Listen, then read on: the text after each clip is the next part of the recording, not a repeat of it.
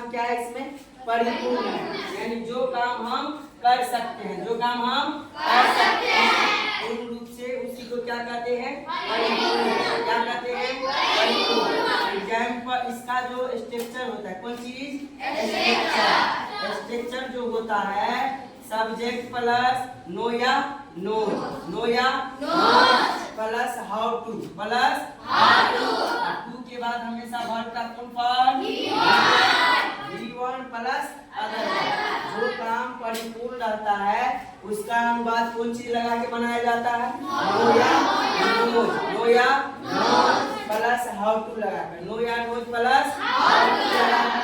Example देखो, example जैसे मैं क्रिकेट खेलना जानता हूँ, मैं क्रिकेट खेलना जानता हूँ, मैं क्रिकेट खेलना जानता हूँ।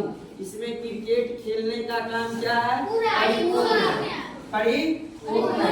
जो काम परिपूर्ण रहता है, जो काम परिपूर्ण रहता है इसका अनुवाद नो या नोज लगाकर बनाया जाता है, नो या नोज लगाकर बनाया जाता है। देखो माय का मीनिंग क्या होता है?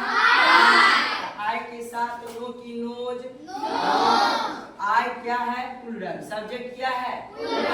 जब सब्जेक्ट प्लूरल तो वर्ब भी प्लूरल होता है, जब सब्जेक्ट प्लूरल तो वर्ब भी प्लूरल होता है।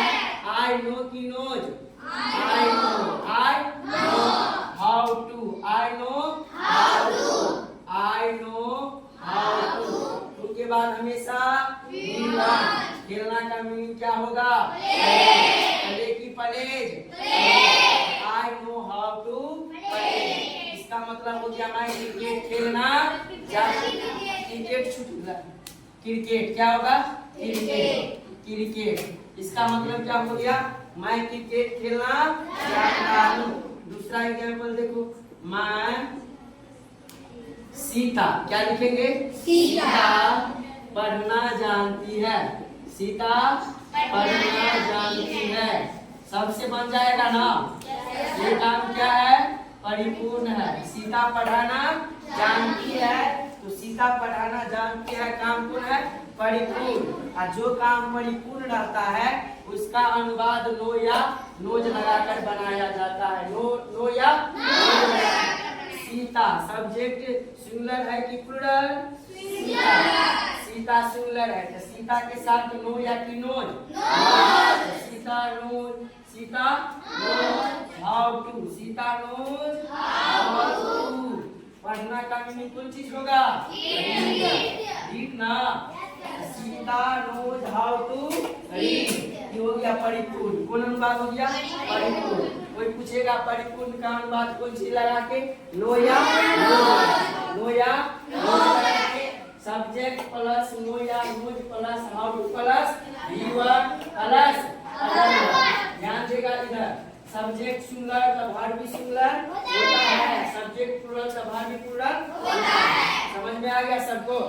जो काम परिपूर्ण रहता है उसका अनुवाद कौन सी लगा के? नो हो गया प्लूरल, नोज हो गया सिंगुलर। वर्ब में एस जोड़ देने से वर्ब आजीवन क्या होता है? वर्ब आजीवन प्लूरल होता है, वर्ब आजीवन वर्ब में एस या ईएस जोड़ देने से, कौन चीज जोड़ देने से? एस या ईएस जोड़ देने से सिंगुलर हो जाता है। कौन चीज हो जाता है? वर्ब आजीवन कौन चीज होता है? प्लूरल। वर्ब में एस या ईएस जोड़ देने से सिंगुलर हो जाता है। एग्जाम्पल देखो, गो माने जाना, गोज माने, इसका मीनिंग कहीं पे नहीं मिलेगा, गोज का मीनिंग कहीं पे मिलेगा? नहीं मिलेगा, यानी ये हो गया प्लूरल और ये हो गया सिंगुलर। वर्ब में एस या ईएस जोड़ देने से सिंगुलर हो जाता है, वर्ब में एस या ईएस जोड़ देने से सिंगुलर हो जाता है। बात समझ में आ गया? अनुवाद बन जाएगा। जो काम परिपूर्ण रहता है उसका अनुवाद नो या नोज प्लस हाउ टू लगा, क्या लगाकर? नो या नोज प्लस हाउ टू लगाकर। सीता पढ़ना जानती है मतलब क्या? सीता को पढ़ाना आता होगा, यानी काम परिपूर्ण है। काम क्या है? परिपूर्ण। जो काम परिपूर्ण है उसका अनुवाद नो या नोज लगाकर बनाया जाता है। सब्जेक्ट सिंगुलर रहेगा तो नोज होगा, सब्जेक्ट प्लूरल रहेगा तो नो होगा। समझ में आ गया सबको? बन जाएगा। चलो ठीक है। चल लिख पर एच करो, बंद करो।